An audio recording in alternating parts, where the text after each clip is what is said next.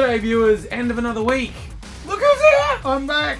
He's almost not dead, or partly alive. A bit. Here, he's been probed, he's been prodded. I'm not going to say recovering because that's a bit optimistic. Yeah, he's still breathing is what we're saying. And you know, that's the time to celebrate with drugs. Yeah, so we've been celebrating a bit tonight and looking at what's the most fucked up things in the world at the moment, and there's a lot to choose from. There really is. And a big part of the fucked up smorgasbord has been provided yet again by the Australian federal government. They keep on keeping on.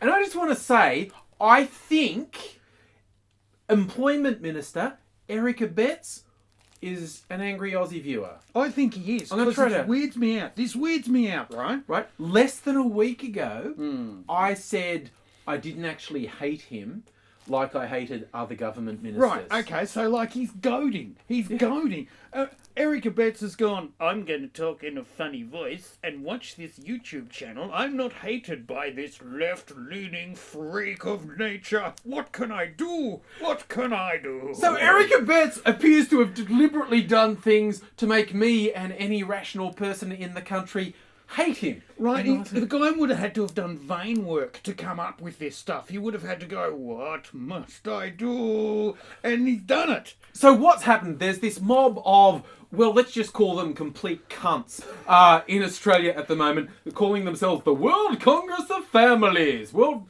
Family Congress. Are you in a family? Because if you're not, you're an asshole. It's this ultra right-wing fundamentalist Christian types. They've got Don't touch that. That's for God. They've got really narrow ideas of what a family is, okay? Clean that up later. If you fall outside these narrow boundaries, they've got no time for you. And they include people like a well-known American surgeon who promotes this completely discredited idea that abortion has a direct link to breast cancer. It doesn't. No. It really doesn't. But Brandis and Abetz went on TV, a show called The Project, and one of the hosts said, okay, you're actually taking part in this festival of bullshit.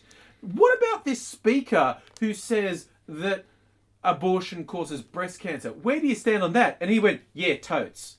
Totes. Yeah, onto it. In the 50s, there was research done.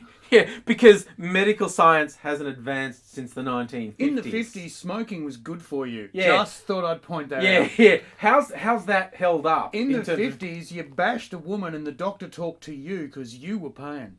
Yeah. And so he's been put on the spot and he's gone, yeah, no, it's totally legitimate. And then when the entire fucking world has said, Eric, no. Eric, no. Come here, smack on the nose. No, Eric. And his comeback has been multifold. Phase 1 is deny he ever said it. Right. Because Brandis and Abetz is apparently unaware of how video recording works. Yeah. As in it shows what he goes, oh, they edited it. They cut me off. They cut me saying things that I said. Oh, and no, that's not. No, hang on. It's like he's given a chance to back away from it on the show and he doesn't. But he's been apparently given a thorough kicking.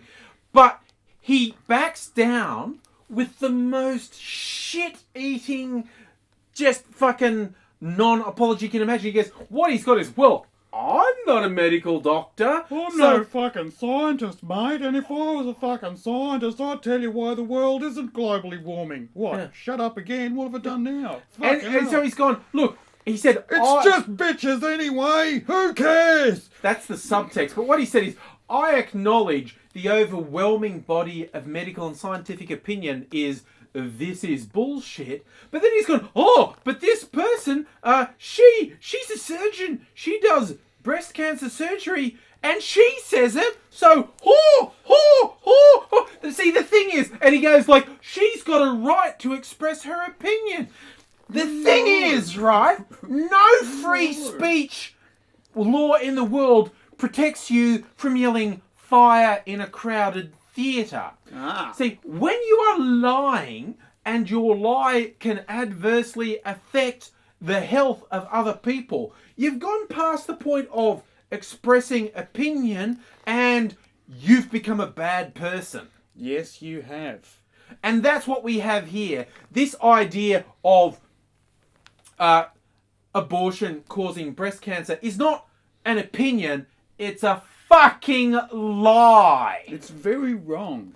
And you are actually endangering people. See, if you believe your magical sky fairy is telling you abortion's bad, say that. That's great. Say That's my great. religion tells me, all my own personal moral code says abortion shouldn't happen. That's fine. Say that. That's fine. In fact, that's to be encouraged. It makes the world go round through opinion, and that's fine. But if you then go, oh, but now my special friend down the back garden who's really truly a doctor says you shouldn't do that because your pee-pee will drop off, that is causing pain to someone else through lying. Yeah, and you're not allowed to do You're that. actually endangering people's health with lies. Fuck off with that bullshit, okay? It's as simple as that. And speaking of our government minister, it's like Eric Abetz is being prize knob, and he did a fine job. And well done, Eric. good for old taking George the title. Brandis has gone, oh, what about me? Yeah. I'm the one who's always being a dickhead. And he's back in there with a fight. Yeah. He's back in there. Because Tony, I talked about earlier in this week, Tony Abbott's trotted him out and said, oh, the thing that Brandis wanted to do with repealing the racial vilification clause, that's not going to happen. George, eat a shit sandwich in front of everyone, okay? Oh, nom. Smile nom. while you're doing it. Nom, nom, nom, nom. That was really important because it was going to get our mate off. Yeah.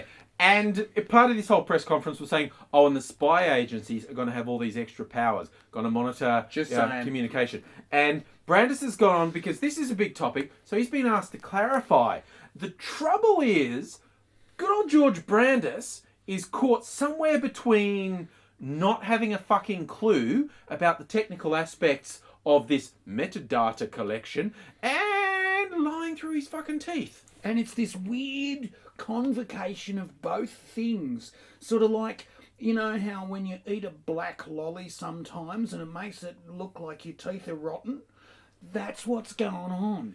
It looks like he's been eating the cauldron instead of stirring it. Yeah. And so he's gone on a channel in Australia called Sky News, and he's just come across as a fucking idiot. It's been called a car crash. He's just dithering. And you look at him and go, oh, what you're doing is conscientiously avoiding saying yes. When someone says, are you going to monitor everyone's internet activity? You know the honest answer is yes. But you also know that's bad PR. And so he's done this. And it's really, it's embarrassing to watch. Internet is a whole bunch of tubes and a man comes with a bucket. When I'm sober, I'm going to do a calm, collected explainer of why this government plan will actually involve tracking everything you do on the internet. I'll explain how that works. But for now, I think we'll just say Brandis is a fucking knob.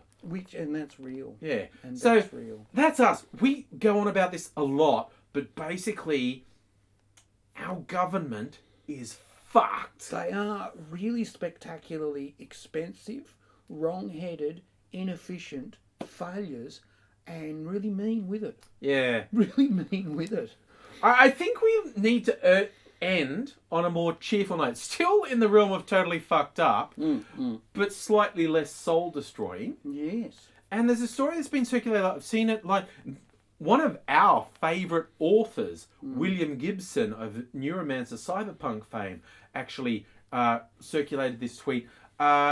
A food van in the UK in the Wales area known as Dirty Bird. Dirty Bird. They do their version of fried chicken. It's like, oh, they're up in arms because maybe, possibly, their logo is actually a penis. And if I am sober enough to remember to put it in the background, it'll be there now. It's not just a cock and balls, it's an ejaculating cock and balls. And if you can set that up, all power to you. Yeah. These guys have clearly started from the point of, I want my business's logo to be a cock and balls. Okay, point one. I like it. I'm going to support that. Let's go. And then they've built a business around that. And even, they've called it Dirty Bed. They've got this elaborate explanation of, no, that's a D and a B in a thing. And the cock's comb is actually, it's clearly balls, cock, semen spurting out the top. And they've just gone, yeah, we'll have some of that. And there's this story circulating where they go, no. We didn't do that. A rooster. And it's a complete fucking scam, right? But not in the way you might be thinking, because you look at that and go, these guys are obviously talking shit. But we've looked at this and really past the story and the quotes in it.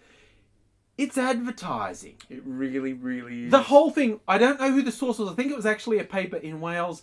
It was I will wager money this was paid advertising. And other news outlets have grabbed it, picked it up, and run it as news. This is the world we live in now. So if you can sit down and make a business out of a cock and balls picture, all power to you. If you can then convince major news outlets to run your shit for free, then fucking booyah, you are a legend. A scamming legend, but a legend nonetheless. Seriously, the news outlets that have run it and people who've tweeted around who haven't actually twigged they're being manipulated into running someone's advertising, wake the fuck up. But if you knew what you were doing, you're just like, oh yeah, these guys want me to run their story about their cock and balls fried chicken outlet.